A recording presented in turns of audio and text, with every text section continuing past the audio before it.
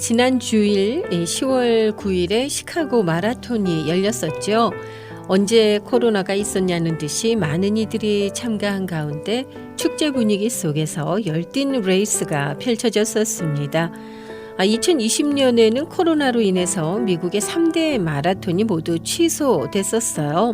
작년에는 열리기는 했지만 이 백신 접종 증명서나 음성 확인서 등을 제출해야 하는 등 조심스러운 분위기 속에서 열렸었는데요.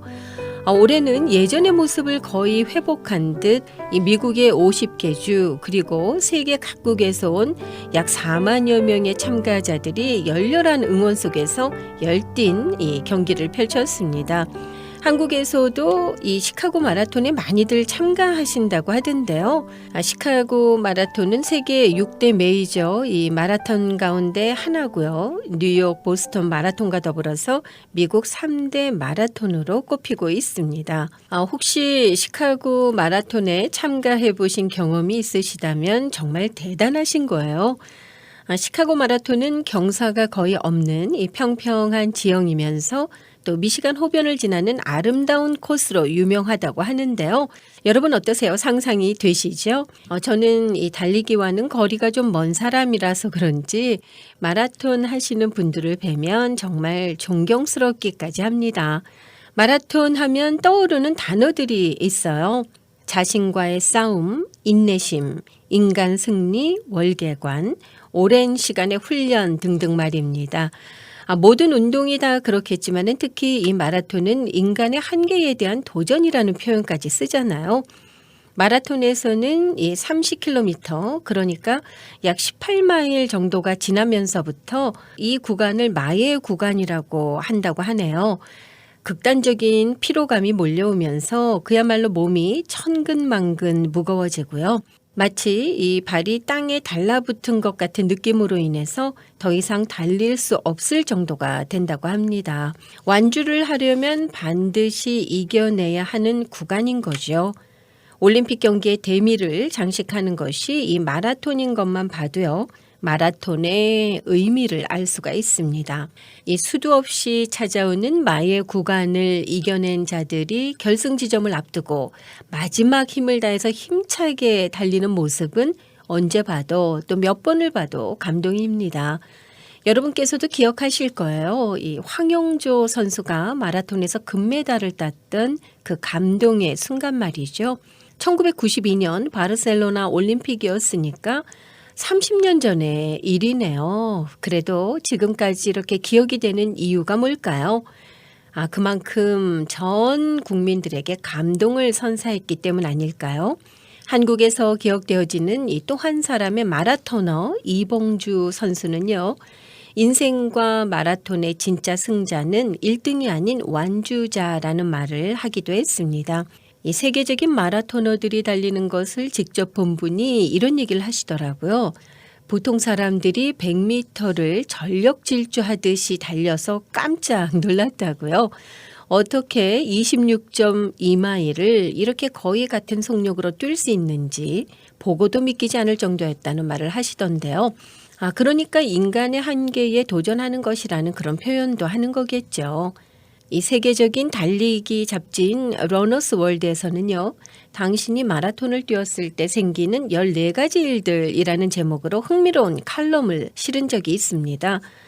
이 몇 가지만 그 가운데 살펴보면 마라톤을 뛰는 동안 사람의 키는 half inch 그러니까 약 1.3cm가 줄어든다고 하네요. 이유가요. 오래 달리는 동안 근육이 수축되고 이 척추 사이의 수분이 줄어들기 때문이라고 하는데요. 물론 수분이 정상화되면 당연히 100% 회복이 되죠. 계속해서 이렇게 줄어든다면 과연 누가 마라톤을 뛰겠습니까? 그러니까 이것만 봐도 이 마라톤이 얼마나 힘든 운동인가 하는 것을 알 수 있습니다. 이 또 하나는 스스로를 대단한 존재라고 느끼게 한다고 하는 것입니다. 달리기는 긍정적인 신경 물질들을 발생시키기 때문인데요. 엔돌핀과 뇌를 각성시켜주는 호르몬이 많이 분비됨과 동시에 이 뇌가 뛰는 동안 안정과 평화로운 느낌을 갖게 해주는데요. 30분의 운동이 사람의 인지력의 10%를 높여준다라는 그런 연구 결과도 있습니다. 그런가 하면은 마라톤을 완주하고 시건, 즉 약속한 말을 지키지 않는 행동을 반복하게 된다라는 재미있는 이 이야기도 있어요. 마라톤을 뛰고 난 직후에는 너무 힘들어서 다시는 안 하겠다. 혹은 내가 다시 마라톤에 도전하면 사람이 아니다. 라는 등의 말을 하지만 어김없이 또다시 출발선에 서게 된다는 거죠. 이렇듯 이 마라톤 완주의 경험은 중독성이 있다고 해요. 그래서 마라톤을 한 번도 안 뛴 사람은 많지만 한 번만 뛴 사람은 거의 없다고 합니다.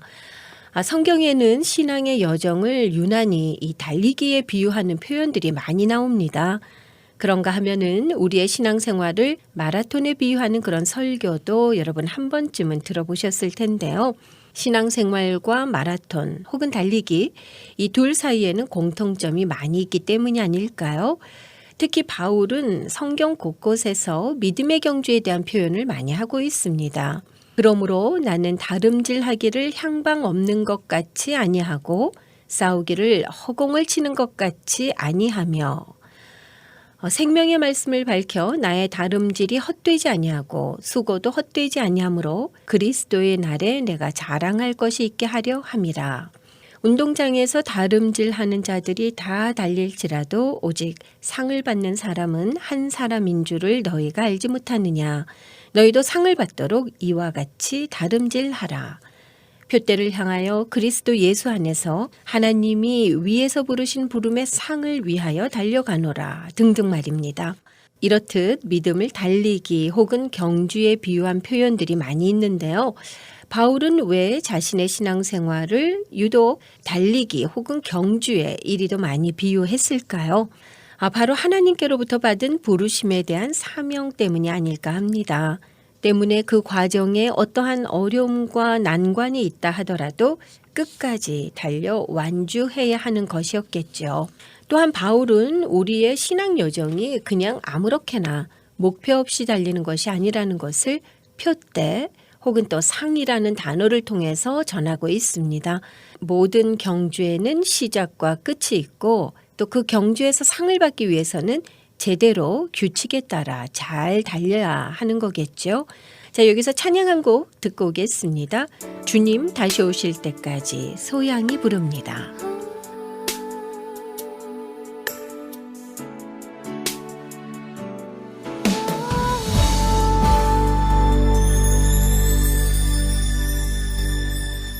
주님 다시 오실 때까지 나는 이 길을 가리라.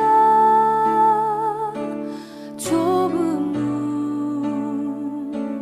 좁은 길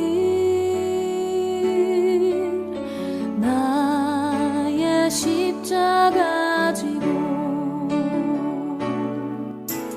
나의 가는 이 길 끝에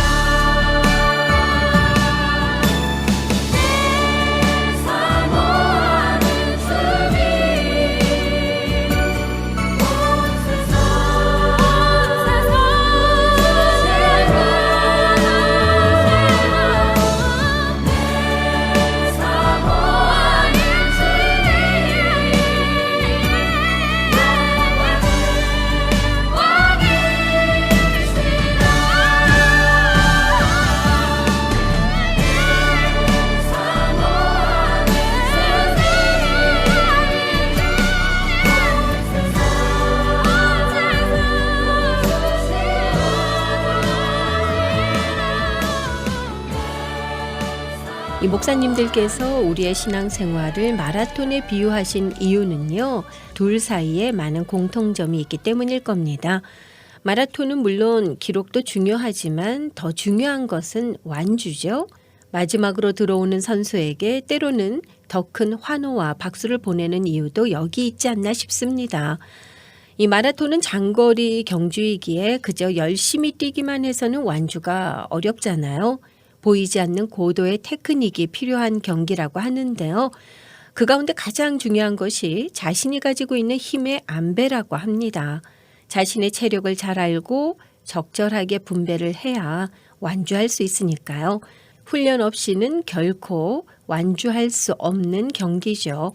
처음부터 너무 욕심을 부리다가는 중간에 포기하게 될 수도 있으니까요. 출발선에 선 수많은 사람들이 동시에 뛰어가는 모습은 그야말로 장관이죠. 마라톤은 누구에게나 똑같이 정해진 거리가 있습니다. 42.195km, 26.2마일. 그러나 우리의 삶과 가장 큰 차이가 있다면 우리 삶에는 동일하게 주어진 거리가 없다라는 것 아닐까 합니다. 얼마나 남아있는지 알 수도 없고 말이죠. 단지 우리에게 주어진 것은 확실한 표대를 향한 방향뿐입니다. 우리의 신앙생활 때로는 지치고 또 낙심될 때도 있고 한참을 멈춰선 듯 느껴질 때도 있습니다. 그러나 표대를 향해 인내하며 한 걸음 한 걸음 내디딜 때 분명 각자에게 주어진 결승선에 다다를 수 있으리라 믿어요. 제가 좋아하는 이 말씀 한 구절 전해드리면서 오늘 동행 순서 여기에서 줄이도록 하겠습니다. 사도행전 20장 24절 말씀이에요. 나의 달려갈 길과 주 예수께 받은 사명 곧 하나님의 은혜의 복음 증거하는 일을 마치려 하면은 나의 생명을 조금도 귀한 것으로 여기지 아니하노라. 자, 오늘도 표대를 향해 힘차게 달려가시는 하루 되시고요. 다음 주 월요일에 다시 만나 뵙도록 하겠습니다. 애청해 주신 여러분 감사합니다.